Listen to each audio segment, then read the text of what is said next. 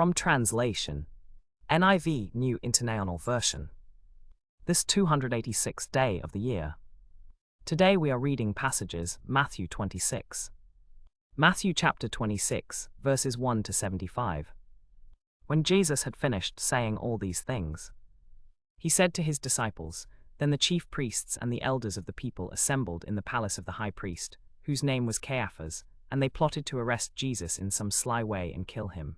But they said, Not during the festival, or there may be a riot among the people. While Jesus was in Bethany in the home of a man known as Simon the leper, a woman came to him with an alabaster jar of very expensive perfume, which she poured on his head as he was reclining at the table.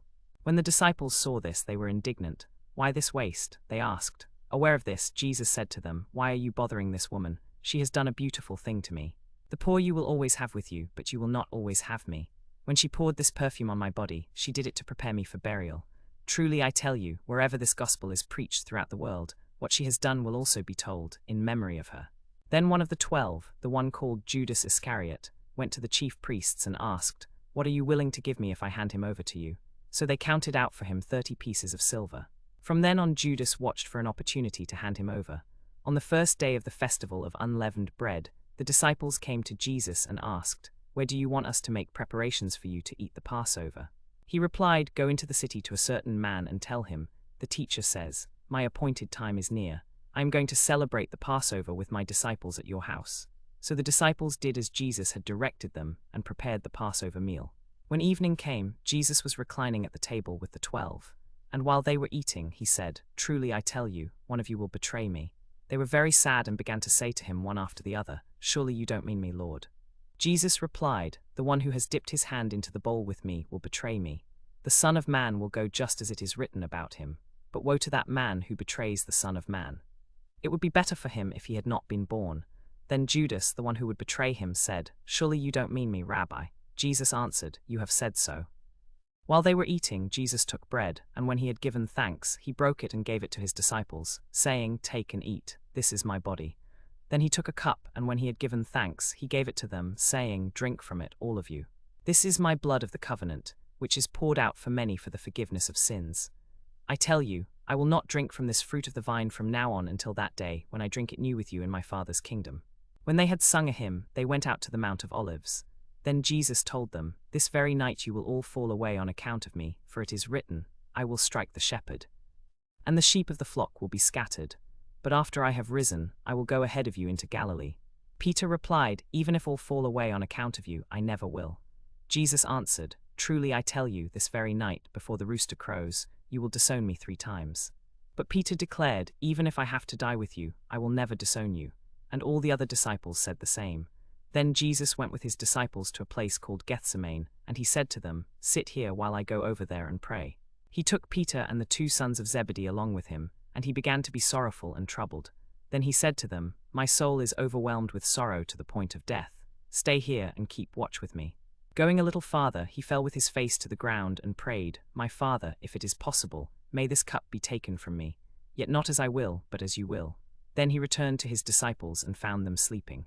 Could you men not keep watch with me for 1 hour? He asked Peter. Watch and pray so that you will not fall into temptation. The spirit is willing, but the flesh is weak. He went away a second time and prayed, My Father, if it is not possible for this cup to be taken away unless I drink it, may your will be done.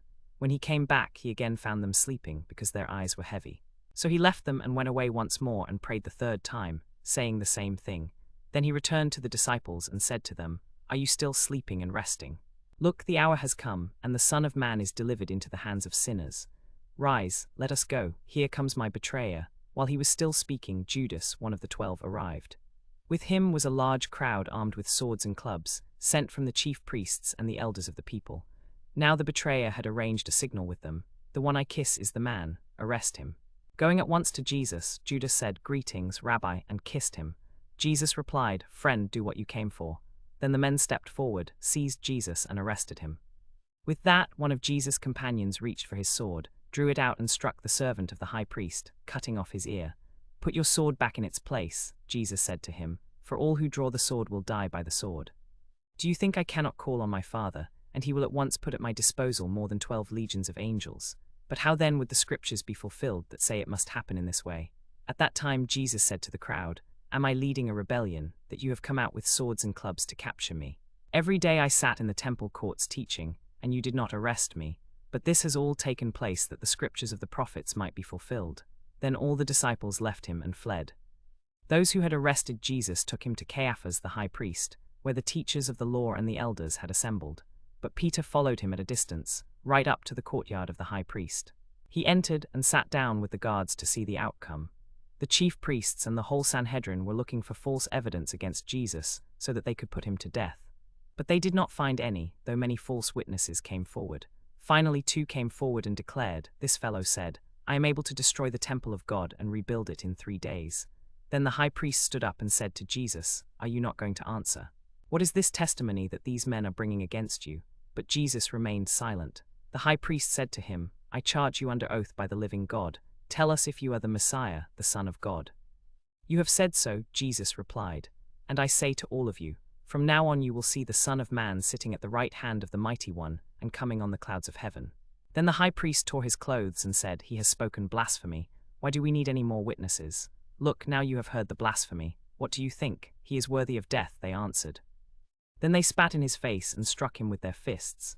Others slapped him and said, "Prophesy to us, Messiah. Who hit you?" Now Peter was sitting out in the courtyard, and a servant girl came to him. "You also were with Jesus of Galilee," she said, but he denied it before them all. "I don't know what you're talking about," he said. Then he went out to the gateway, where another servant girl saw him and said to the people there, "This fellow was with Jesus of Nazareth." He denied it again with an oath. "I don't know the man." After a little while, those standing there went up to Peter and said, "Surely you are one of them, your accent gives you away."